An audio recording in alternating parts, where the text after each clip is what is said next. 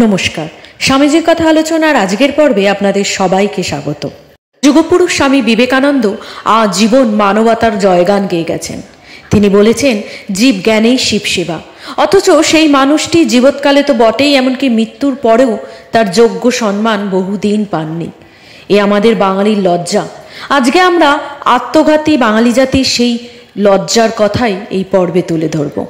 কায়েতের ছেলে হয় সন্ন্যাসী? হ্যাঁ, ঠিক এইভাবেই স্বামীজির সমালোচনা করা হয়েছিল একসময়। কায়স্থ বিবেকানন্দের সন্ন্যাস নেওয়া ঘিরে সে যুগে বেশ জলঘোলা হয়েছিল। কায়স্থের ছেলে সন্ন্যাসী হওয়াকে কলকাতার গোড়া রক্ষণশীল সমাজ যেমন ভালো চোখে দেখেনি, তেমনি তো সন্ন্যাস নেওয়াকে কলকাতার সনাতনীরা এবং বাংলার সাধু সমাজও ভালোভাবে মেনে নেয়নি। আর এই বিষয়ে স্বামী বিবেকানন্দ সে শুধুমাত্র কলকাতার বাঙালিদের হাতে বিড়ম্বিত হয়েছিলেন এমনটা কিন্তু নয়। দক্ষিণ ভারতেও স্বামীজিকে বিভিন্ন বিদ্রূপের সম্মুখীন হতে হয়েছিল বহুবার। স্বামীজি তখন দক্ষিণ ভারতের মাদ্রাজে। সেখানে একদিন কয়েকজন ব্রাহ্মণ এসে স্বামীজিকে জিজ্ঞাসা করলেন, স্বামীজি, আপনার কি জাতি? স্বামীজি বুঝলেন ব্রাহ্মণবর্গ তাকে অপদস্থ করার উদ্দেশ্যে এই ধরনের প্রশ্ন করেছেন। তাই স্বামীজি গম্ভীর হয়ে এর প্রত্যুত্তরে বললেন, যে জাত রাজা সৃষ্টি করে আমি সেই জাতের লোক। উত্তর শুনে ব্রাহ্মণদের মাথা হেঁট হয়ে গেল। বিদেশি শিষ্যদেরও অপপ্রচার স্বামীজিকে বহুবার কষ্ট দিয়েছে। স্বামীজির দুই সন্ন্যাসী শিষ্য ছিলেন লিও ল্যান্ডসবার্গ ও মেরি লুইস। একটা সময় তারা স্বামীজির বিরোধী হয়ে ওঠেন। স্বামীজি এই দুই শিষ্যকেই সন্ন্যাস দীক্ষা দেন।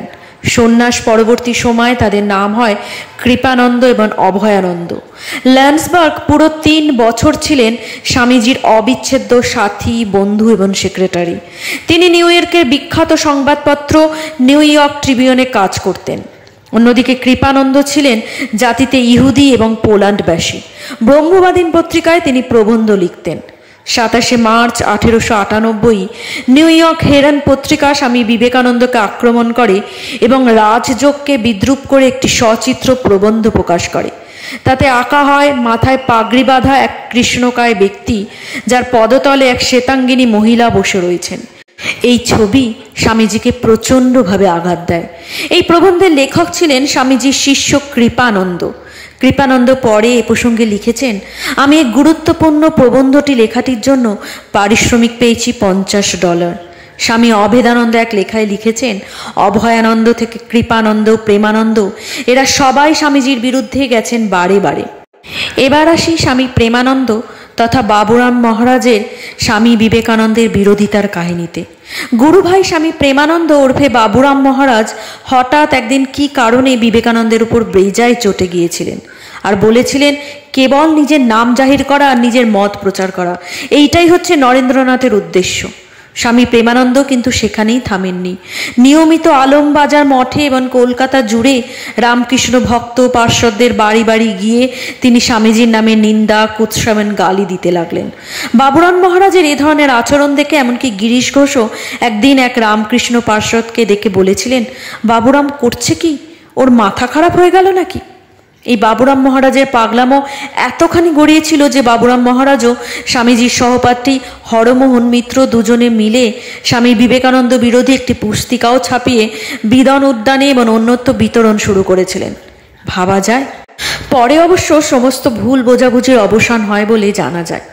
স্বামীজি প্রথম দিকে আমেরিকা যাওয়ার ব্যাপারটা গোপন রাখবার জন্য বৈকুণ্ঠনাথ সান্যাল ও স্বামী শারদানন্দকে অনুরোধ করেছিলেন, কিন্তু কিছু মানুষ এই বিষয়টি গোপন রাখার জায়গায় চাউর করে দিলেন। ফলে যা হওয়ার তাই হলো। দিকে দিকে প্রশ্ন উঠল, হিন্দুর পক্ষে সমুদ্রযাত্রা যখন নিষিদ্ধ তখন স্বামীজি কি করে গেলেন? এ হিন্দু ধর্মের অপমান। কিছুজন তো এই মর্মেও সরব হলো, আমেরিকা ঠান্ডা দেশ, সাহেবদের দেশ, সেখানে ইজের পড়তে হয়। স্বামীজি সন্ন্যাসী, গেরুয়া পড়েন, তিনি কি করে ইজের পড়বেন? স্বামীজি যখন সারা বিশ্বে ভারতের নাম উজ্জ্বল করছেন, অন্য ধর্মের সমালোচনা না করে হিন্দু ধর্মকে প্রতিষ্ঠার জন্য মরণপণ বক্তব্য রাখছেন, দিকে দিকে বিদেশিরা স্বামীজির বক্তৃতা শোনার জন্য মুখিয়ে অপেক্ষা করছেন, তখন আমাদের কলকাতায় কি হচ্ছে? সমাজ স্বামীজির বিরুদ্ধে তখন বিরূপ সমালোচনায় সরব। এই হলো বাঙালির স্বামীজি প্রেম। অনেকেই হয়তো জানেন না, শিকাগোর সেই ঐতিহাসিক ধর্মসভায় আরও একজন বিশিষ্ট বাঙালি উপস্থিত ছিলেন। ব্রাহ্ম সমাজের মুখ প্রতাপচন্দ্র মজুমদার। উত্তর কলকাতায় বসবাসকালে নরেন্দ্রনাথের সঙ্গে তিনি বিশেষ পরিচিত ছিলেন। একসময় শ্রী রামকৃষ্ণ সম্বন্ধে একখানি বইও তিনি লিখেছিলেন, যে বইটি স্বামীজি আমেরিকায় চেয়ে পাঠিয়েছিলেন। তিনিও আমেরিকায় স্বামীজির নিন্দায় মেতে উঠেছিলেন। তিনি বলতে লাগলেন, নরেন সেই ছোড়াটা যে ভ্যাগাবান্ডের মতো পথে পথে ঘুরে বেড়াতো। সে এক লম্বা জামা পরে মাথায় পাগড়ি বেঁধে শিকাগো পার্লামেন্টে একদিন গিয়ে হাজির। সে লেকচার করতে উঠল, আবার বেদান্তের ওপর কথা কয়। এদিকে প্রতাপ মজুমদারের এই ধরনের মন্তব্য শুনে খুবই বিরক্ত হন ইন্ডিয়ান মিরর পত্রিকার সম্পাদক নরেন্দ্রনাথ সেন। তিনি সম্পর্কে প্রতাপচন্দ্র মজুমদারের আত্মীয় ছিলেন।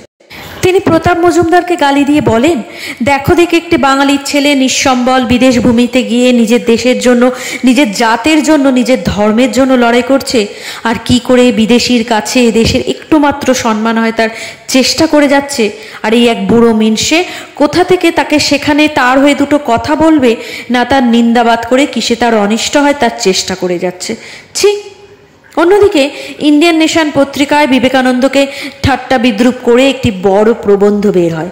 1894-এর 27শে সেপ্টেম্বর আলাসিঙ্গা পেরুমলকে স্বামীজি চিঠিতে লেখেন, আমার বন্ধুগণকে বলবে যারা আমার নিন্দাবাদ করছেন তাদের জন্য আমার একমাত্র উত্তর একদম চুপ থাকা। আমি তাদের ঢিলটি খেয়ে যদি তাদের পাটকেল মারতে যাই তবে তো আমি তাদের সঙ্গে এক দরের হয়ে পড়ল। আরেক ব্রাহ্ম প্রচারক ছিলেন অমৃতলাল বসু। তিনি সত্যি শ্রীরামকৃষ্ণকে ভক্তি করেন কিনা তা জানবার জন্য নরেন্দ্রনাথ একবার মজা করে শ্রীরামকৃষ্ণের নিন্দা করতে আরম্ভ করেন। তো দেখলেন অমৃতলাল বেশ রেগে গেলেন। অমৃতলালের রামকৃষ্ণ ভক্তি দেখে বেশ মজা পেলেন নরেন।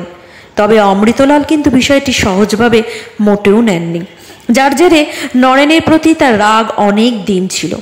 পরে অমৃতলালের ভাইপো সুরেন্দ্রনাথ স্বামীজির কাছে সন্ন্যাস গ্রহণ করলে অমৃতলাল স্বামী বিবেকানন্দকে কটাক্ষ করে বলেন, কি হে সুরেন, তুমি আর গুরু খুঁজে পেলে না, শেষকালে এক কায়েত ছোড়ার কাছে সন্ন্যাস নিলে। এটা খুবই দুঃখের। কায়স্থ সন্ন্যাসী হওয়ার সুবাদে কিন্তু স্বামীজিকে এইভাবে বারে বারে অপমানিত হতে হয়েছে, বারে বারে ক্ষতবিক্ষত হতে হয়েছে তার স্বজাতির কাছে, তার স্বজনদের কাছে, তার গুরু ভাইদের কাছে, তার শিষ্যদের কাছে এবং সর্বোপরি বাঙালি জাতির কাছে। আজকের পর্ব এখানেই সমাপ্ত। কেমন লাগলো তা অবশ্যই আমাকে কমেন্ট করে লিখে জানাবেন। ভালো লাগলে লাইক শেয়ার করতে কিন্তু ভুলবেন না। আর যদি চান এই ধরনের আলোচনা নিত্যসঙ্গী হতে, তাহলে আমার চ্যানেলটি সাবস্ক্রাইব করে নিতে কিন্তু ভুলবেন না। আমি কথা দিচ্ছি খুব তাড়াতাড়ি দ্বিতীয় পর্ব নিয়ে ফিরে আসব। ততদিন ভালো থাকবেন, সুস্থ থাকবেন। আর আপনারা চাইলে আমাকে ফেসবুক, ইনস্টাগ্রামও ফলো করতে পারেন, লিঙ্ক ডেসক্রিপশন বক্সে দেওয়া আছে। ভালো থাকবেন, সুস্থ থাকবেন। নমস্কার।